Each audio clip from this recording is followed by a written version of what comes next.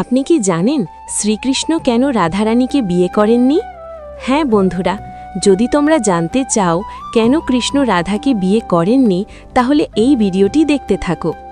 বন্ধুরা, ভিডিওটি শুরু করার আগে আপনি যদি এমনি ভিডিও দেখতে পছন্দ করো, তাহলে চ্যানেলটি সাবস্ক্রাইব করে রাখো। আসুন জেনে নিই কেন কৃষ্ণ রাধাকে বিয়ে করেননি। ভগবান বিষ্ণু প্রায়শই অবতারিত হতেন এবং এই কারণে তার স্ত্রী দেবী লক্ষ্মী ভগবান বিষ্ণুর সাথে অবতারিত হতে চেয়েছিলেন, তার ধর্মীয় কাজে তার সাথে অংশীদার হতে।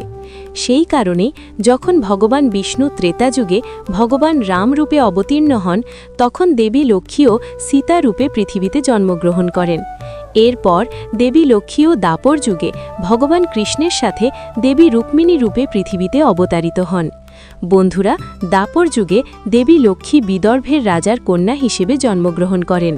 রুক্মিণীর জন্মে রাজা অবশ্যই আনন্দিত হয়েছিলেন, কিন্তু তার জন্মের মাত্র কয়েক মাস পরে দৈত্য পুতনা তাকে হত্যা করার জন্য রাজার প্রাসাদে এসেছিল। বন্ধুরা, এই পুতনা রাক্ষসী সেই যে কংসের নির্দেশে ভগবান কৃষ্ণের শৈশবে তাকে স্তন্যপান করানোর চেষ্টা করেছিল, কিন্তু তাকে স্তন্যপান করানোর পর সে মারা যায়।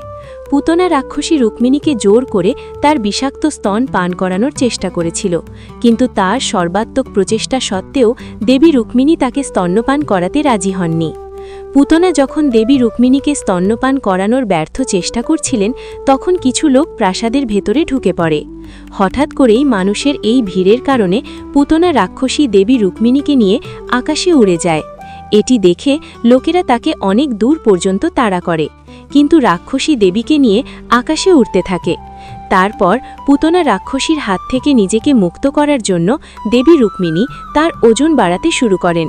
তিনি এত ভারী হয়ে ওঠেন যে পুতনা রাক্ষসী আর তার ওজন সহ্য করতে পারে না, তাই তিনি রুক্মিণীকে তার হাত থেকে মুক্ত করেন। এইভাবে পুতনার হাত থেকে মুক্ত হয়ে তিনি আকাশ থেকে মাটিতে পড়ে যান এবং একটি হ্রদের মধ্যে একটি পদ্মফুলের উপর বসতি স্থাপন করেন। বন্ধুরা, পুতনা নামক রাক্ষসীর কারণে বিদর্ভ রাজ্যের রাজকন্যা রুক্মিণী মথুরা রাজ্যের বর্ষানার কাছে একটি হ্রদে পড়ে যান। ঠিক সেই মুহূর্তে বর্ষানার বাসিন্দা বৃষভানু তার স্ত্রী কৃতি দেবীর সাথে হ্রদের পাশ দিয়ে যাচ্ছিলেন। তারা দুজনেই হ্রদের একটি পদ্মফুলের ওপর বসে থাকা শিশুকন্যা রুক্মিণীকে দেখতে পান। তার স্ত্রী কৃতি দেবী তাকে তুলে নিয়ে বাড়িতে নিয়ে আসেন। তারা তাকে নিজের মেয়ে হিসেবে দত্তক নেন, লালন পালন করেন এবং তার নাম রাখেন রাধা। রাধা বড় হওয়ার পর তিনি গোকুলের ভগবান কৃষ্ণের সাথে দেখা করেন।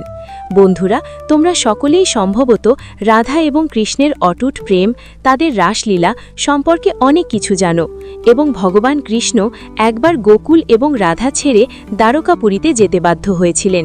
তিনি ফিরে আসার পর রাধাকে বিয়ে করার সিদ্ধান্ত নিয়েছিলেন। যাই হোক, তার চলে যাওয়ার কিছুক্ষণ পরেই বিদর্ভ রাজা জানতে পারেন যে রাধা তার কন্যা রুক্মিণী। তিনি বর্ষায় যান এবং তার মেয়েকে তার সাথে বিদর্ভ নিয়ে যান। বন্ধুরা, বিদর্ভ ছিল ভগবান কৃষ্ণের শত্রুদের রাজ্য, তাই বিদর্ভের রাজা দেবী রুক্মিণীকে অন্য কারো সাথে বিয়ে দিতে চেয়েছিলেন।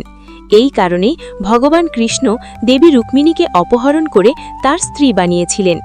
বন্ধুরা, এই গল্পটি শোনার পর আপনারা নিশ্চয়ই বুঝতে পেরেছেন যে রাধা এবং রুক্মিণী আলাদা সত্তা নয়, বরং একই।